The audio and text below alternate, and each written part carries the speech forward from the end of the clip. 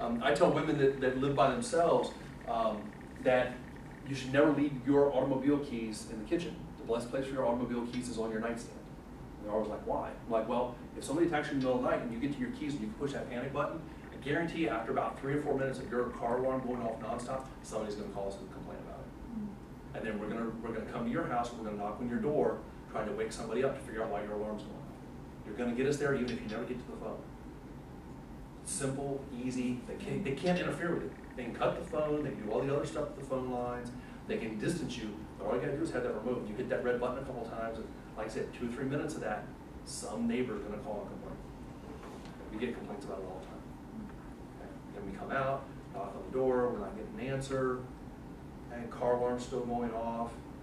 You know, we come around the back, we look inside, we found a door that's been pried open. Guess what? We know something bad's going on now. Now you're going to get pandemonium in your house. And it's helicopters and dogs and all kinds. Lastly is the report to law enforcement. This is one of the most critical elements because the report you fail to make puts others at risk. This is always difficult, especially in sexual assault cases. Okay? I can't stress enough. If you don't make the report, somebody else is going to be victimized. Psychologically, there has never been a single offense rapist. It doesn't happen. They actually have a tendency to escalate after the first offense. So if you are sexually assaulted, please make a report. You can choose not to prosecute, but please make the report. Because you know what? We need to go looking for this person because otherwise somebody else is going to get victimized. We can't prevent it if we don't know it happened. Okay? Even if you choose not to go forward with it, you don't want to do anything, we need to identify that person. We need to know who they are, we need to know where they are, we need to start watching their behaviors because we know they've committed an act. Additionally, we can't warn other victims that this potential will exist. Think about it. I've never talked to any of you before. When was the last time any of you guys had a class that was specifically somewhat tailored to your profession that had to do with your personal safety? It's one of those things we don't think about. The reason this class was written to the North Virginia Realtors Association is because they did have a realtor victimized. She was raped over in Largo, Maryland. And she relocated here and she shared her story with the people that she worked with and cautioned them. She goes, I never thought it would happen to me. The person was the nicest person. I didn't even see it coming until he attacked me from behind as we were walking through the unit. And they said, you know what, we need to do something. We need to make people aware. We need to start preparing people so that they don't assume every person is always interested in the house. There may be other nefarious reasons that they're trying to get you someplace where you're at. And we saw in the case with the gentleman that showed the apartment, it's not just women. Okay? Anything can push that button and cause them to attack the person that's the representative of the property. Okay? How many of you guys do commercial properties? Okay. You ever shown a property where they've evicted somebody and now they're trying to get a new tenant to come in for the commercial property? Okay. What if the old tenant's kind of angry about that? And when they see you showing the property, they come after you because you're the agent for the property. Okay. You're facilitating them being kicked out. Even though it doesn't have anything to do with you, it has to do with the property owner, you're the available target. Just as easily be anybody. I use this term a lot. It's a quote, carry the battle to them, don't let them bring it to you, put them on the defensive, don't ever apologize for anything. If it has to do with your safety, we live in Virginia. I'll tell you right now, almost 22 years in this job, unless it is absolutely egregious on the part of the victim what they did to the offender, never seen one convicted for defending themselves. And I've seen some nasty stuff that victims did to offenders. There was a case that happened down in the Hampton Roads area where a lady stabbed the offender 16 times with a kitchen knife when he attempted to rape her in an apartment complex. And they turned around and tried to sue her for defending herself. And not only did the court down in Hampton Roads completely go, you're crazy, they heard the case and they said, no, you're not civilly liable for defending yourself. They awarded her money for the aggravation of having to go through the civil trial because she was sued. So like I said, I mean, don't apologize for it. You know, they pick the fight, fight them. You just want to be very sure that they are. Well, don't start it. Somebody that's nervous, you're anticipating something, picking up a baseball bat. Yeah. Yeah, don't go, this guy's making me nervous. Where's that knife? I was here a second ago. But if you have that mindset, once you start to identify that, hopefully you'll start to take acts. You're not going to go into the room. You'll wait in the hallway. You'll see this is the master bedroom. Let them go in. You know, hi, yeah, this is the next largest room. This is currently their son's room. They go in, look around. You'll be cognizant not to put yourself in those situations. And if they have a question, let them come back to you. And don't let them pull you into the room with questions. Okay, it's a classic technique. They use it in shoplifting. They use it in other types of offenses. They use it in assaults. They use it in robberies. You know, they try to attract the person away from a safe area into an unsafe area so they can control the environment. Well, how does this work? Well, okay, come back out here, and what I'll do is I'll write that down, and I'll send you an email on how those, how the shower system or the jacuzzi tub or whatever works. I'm not sure how that works. I'm not comfortable in messing with that, but I'll check with the owners and I'll send you an email. There's nothing lost. Okay? You certainly don't want to get yourself isolated in a master suite or in a large bathroom with one avenue of escape. You know, like I said, have that plan. Walk that floor plan. Know where things go.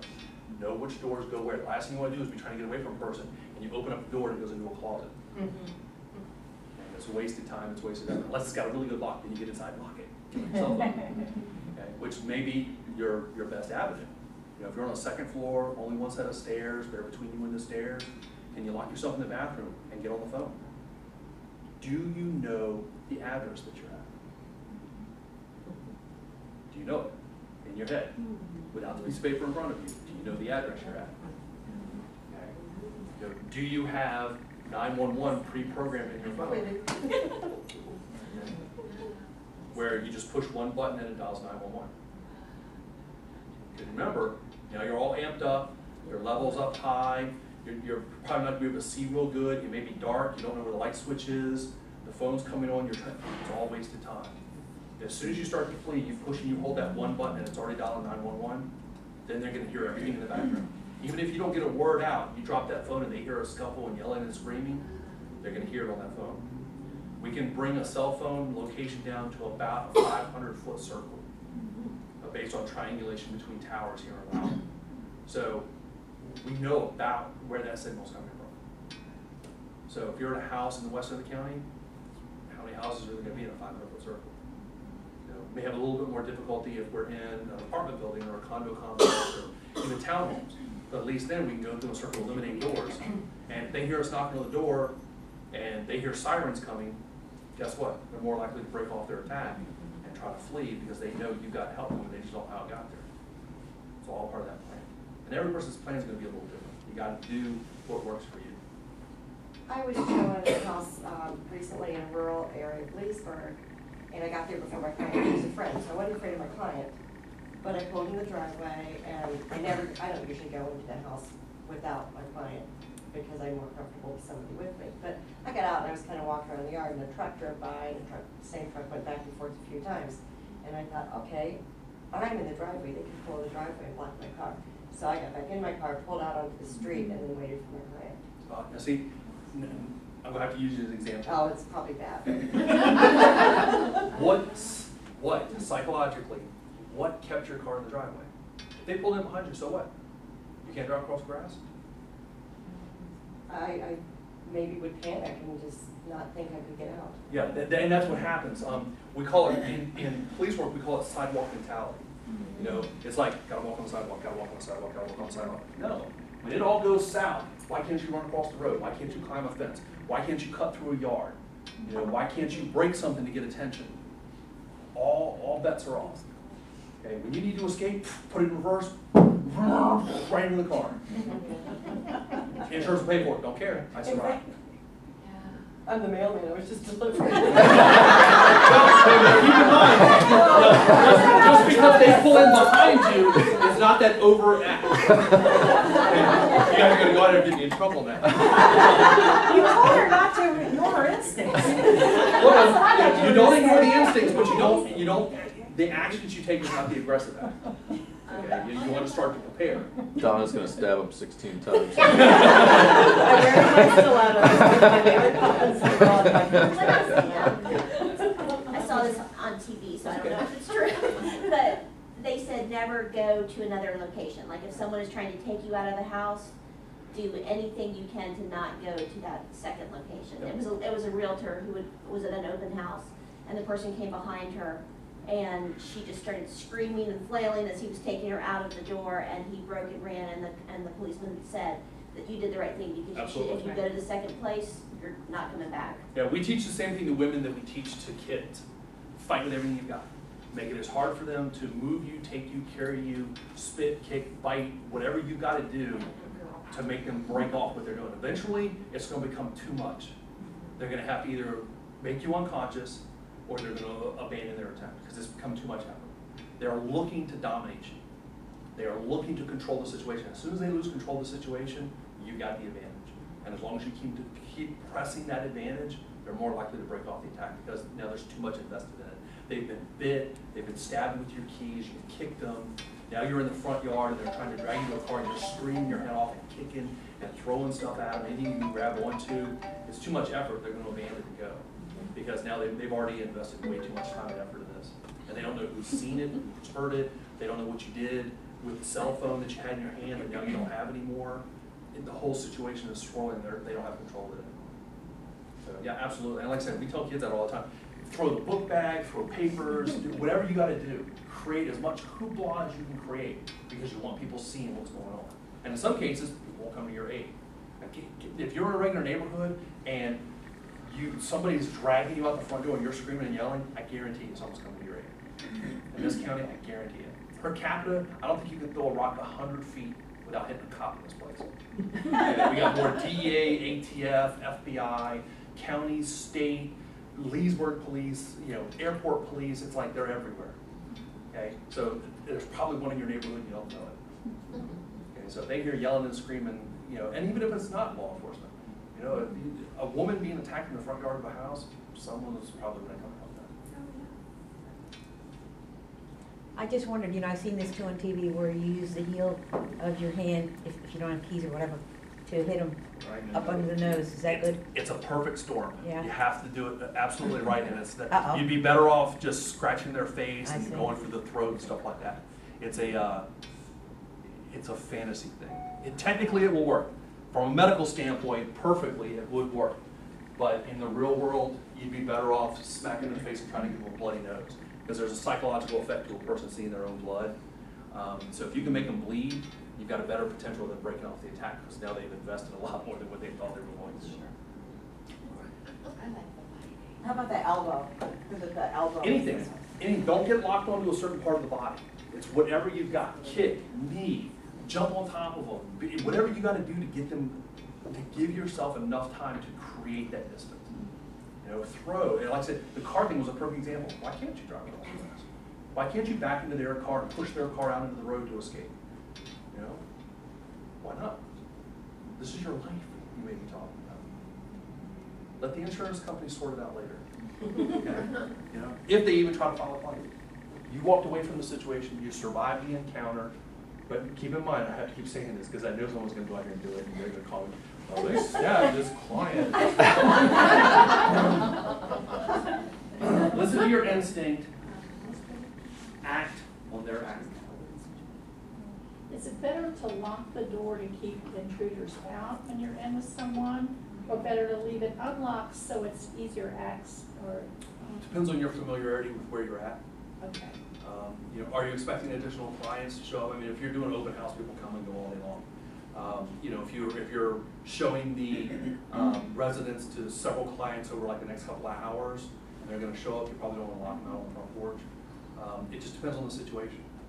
And again, are you familiar? Are you going to be able to turn that lock without thinking about it when you get to it? Do it a couple times. Play with that stuff. See how it works. Like I said, the keys are the perfect example. Those front doors, those weird front doors. Those people had to open the door for a year because they couldn't figure out how to open it. To me, that's pretty important. To them, it wasn't. So when you get to that door and you're pulling the handle and you're turning stuff and you're pulling the handle and you can't get the door open, guess what? Even if you don't figure it out, you know that's not a way out. You need to find another way out. Through the garage, go downstairs, go out the basement, some other way. And don't get locked in on doors. Okay? You got windows. Lock yourself in a bedroom, lock yourself in a room, open the window and go out. Okay? Don't get like, it's avenues, and this is the way you have to go in, you have to look at it. Look at the totality of the circumstances. You know, what do I have? What do I have to work with? How do I get out? Like I said, it's that sidewalk mentality when you think about, can I walk on the sidewalk? Okay. No. When it goes bad, is go wherever you need to go. Any other questions? I had my first open house I ever did as a realtor. It was here in Leesburg, or there in Leesburg, I forget where I am. And it was in a big house and big lots. You could see everybody around.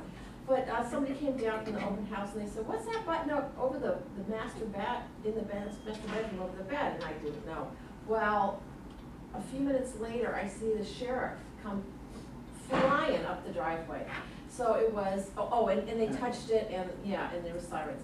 So everybody had left, you know, it was 4 o'clock, everybody was gone, I was locking up, and that's when the sheriff came.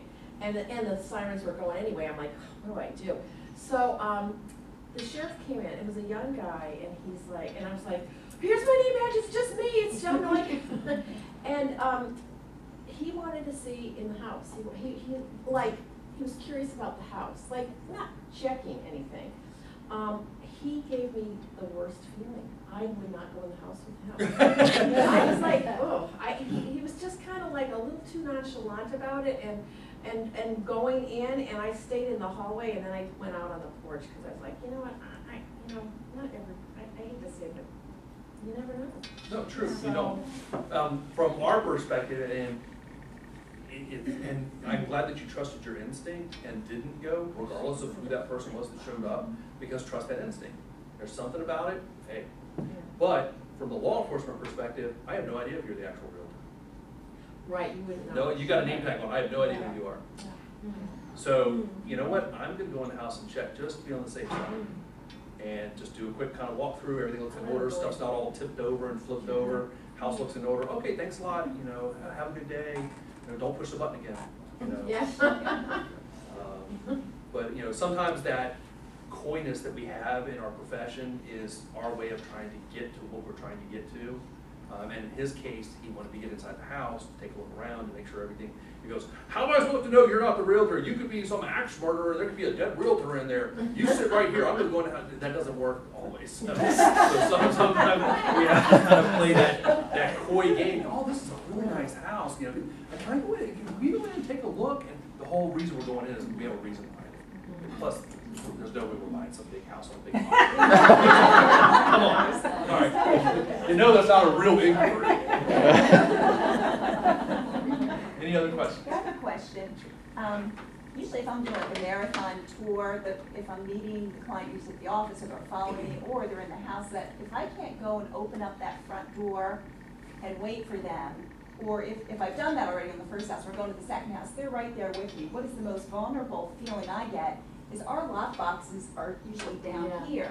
And sometimes I have, I get down and I feel the presence of, they're behind me and I don't like being vulnerable. And sometimes I'm kind of on the side doing it, trying to talk to them, but do you have a recommendation for that?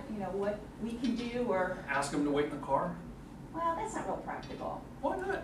Well, it's just not, it's somebody I've been touring, it's weekend after weekend, I've known that, can you just wait in the car and I'm gonna go open up? That's just kind of a. Does the key always open the front door? Usually, but they don't know that. Yeah, right. So if you go, if you just wait right here, I'm gonna go over and get the key. I think this one opens the, this door here, and that provides you some distance. And when you go back, oh no, it's marked, it's for the front door. Come on up here, we'll go into the front door. Well, you're Remember- talking about getting the key out of the lockbox. Yeah, getting the key out of the lockbox. So how, I don't understand how that would work. Well, if the lockbox is on the front door and she doesn't want them hovering behind her, Yeah. depending on where the other door is, go, oh, I think this is the house that it's the remote for the garage that's in the box, it's not the key. So you go, just wait right here because we're gonna have to go into the garage. But I do that for every house, I'm showing them there are 10 houses. What's wrong with this agent?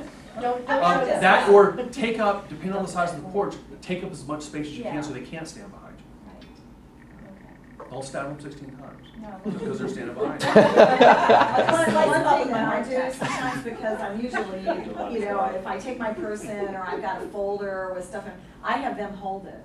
That works. Yeah. And that ties up their hands. Sir, can you hold my purse, please? Yeah, I know. Then don't keep your gun in your purse. Cell phone?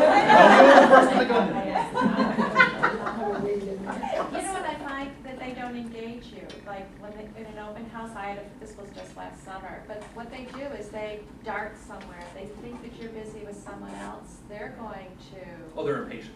They're sorry. And they're gonna go upstairs and you're gonna try to talk to them and everything like that, and they're just going to either be on their phone and not talking, because they want you to leave. They don't want you watching them. Well, let them go. Don't Yeah. follow them. Yeah. Now that you're chasing them, they have control of the floor plan. They have control of the environment. That was- Don't. When they have a question, now think about it, human nature. When they find something they have a question about, what are they gonna do?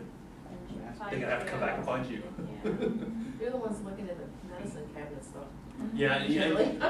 and that's one of those things that you run into when you're showing a house that's still occupied, is you have no idea what they might come across while they're roaming your, do you know, 1 in 5 houses here in Loudoun County have a firearm? Do you know if there's a firearm in the house that you're showing? Do they have a big gun cabinet, in the basement? Is that something maybe you need to know before you start walking this house with someone you don't know? That's, well, again, part of that pre-planning, go into the house, where are things at? In most cases, when you walk through the house, you'll get a feel for the family. You'll get a feel for where things are probably gonna be at. Human nature, we're all pretty much the same, okay? Where are things at? If you walk into the master, or if you walk into the living room and there's a deer head mounted over top of it, there's guns in that house. Okay? Then there's no doubt in my mind, there's guns in that house. That's your first indication.